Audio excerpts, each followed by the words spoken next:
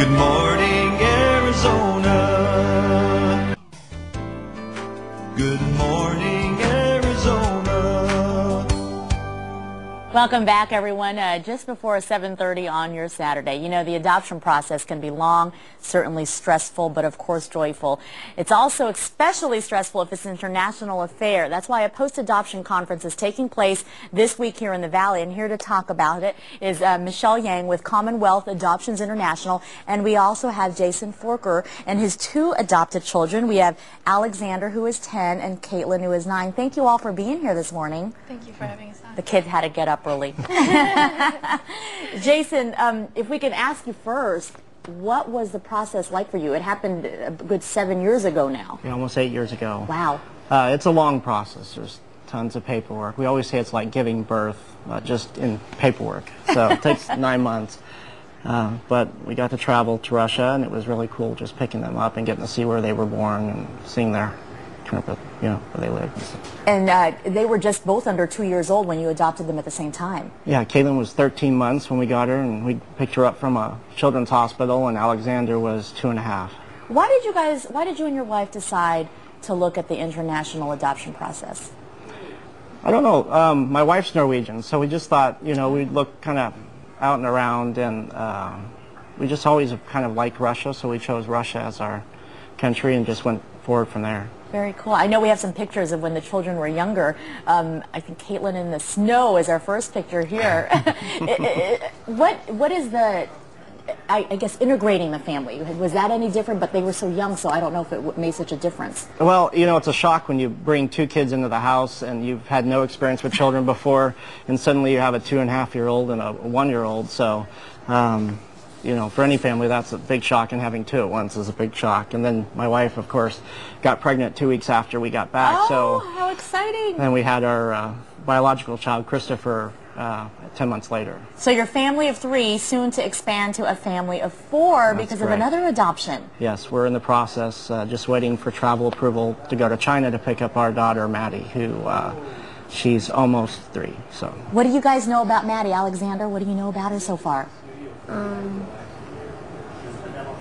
Are you excited getting a little sister?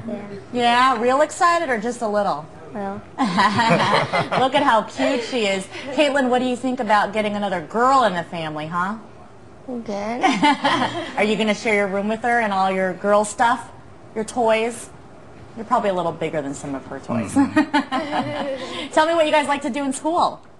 Math. Math. Ah, very good. So you're smart. What about you, Caitlin? Writing. Writing. So we have a mathematician and maybe a journalist one day.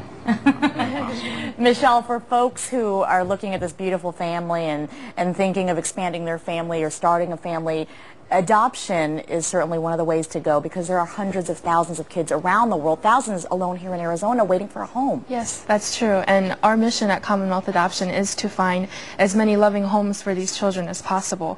But we do believe that our jobs don't end once the child is home, which is why we're having this conference.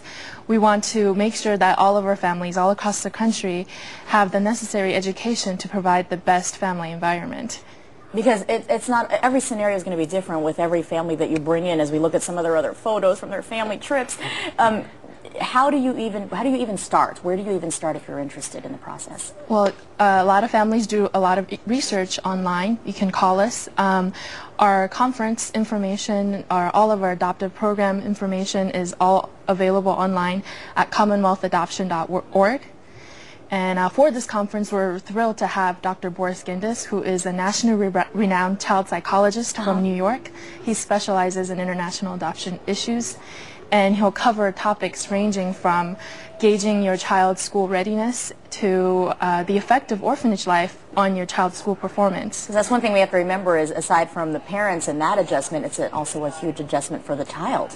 Yes. We have the information that we want to pass on to you. Again, just to remind you, the post-adoption conference with Commonwealth Adoption International taking place next Saturday, December 2nd from 8 a.m. until 4:30 at the ASU Polytechnic campus, which is in Mesa.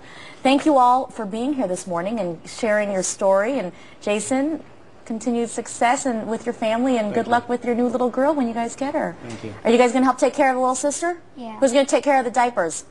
Mom and Dad. They all point, Mom and Dad. Thank you all. Thank you, Tess. Thank you for being here, and happy holidays.